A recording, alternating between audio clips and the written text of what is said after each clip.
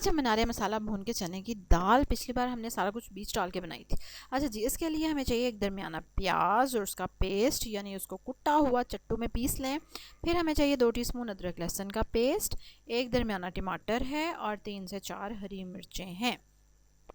1 tablespoon देसी घी में मैं प्याज को भून रही हूँ, और देसी घी हम बाद में ऊपर से भी डालेंगे, तो इसलिए अभी इतना घी डाला गया है। इसके बाद आपने प्याज को थोड़ी देर भूनने के बाद कलर नहीं आने देना, और उसमें अदरक और लहसुन का पेस्ट डाल देना है। उसको थोड़ा सा ब्राउन होने देना है। अगर लगे मसाला जल रहा है तो थोड़ा सा पानी डाल दें उसमें। और उसके बाद जब अदरक और लहसुन ब्राउन हो जाए तो उसमें हम डाल देंगे टमाटर और हरी मिर्चें। अब हम इसको अच्छे से भूनेंगे यहाँ तक कि ये घी छोड़ दे।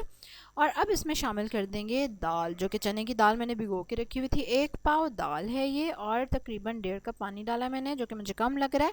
1.5 कप पानी और मैं डाल दूँगी, और इसको प्रेशर को बंद कर दूँगी। अगर प्रेशर बंद करना नहीं आता तो उसकी वीडियो ऑलरेडी मैंने बनाई हुई है, डिस्क्रिप्शन में आप उसका लिंक देख सकते हैं।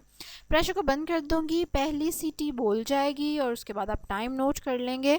तकरीबन 8 से 10 मिनट तक आप उसको पकने देंगे, और उसके बाद आप उसको टर्न ऑफ कर देंगे।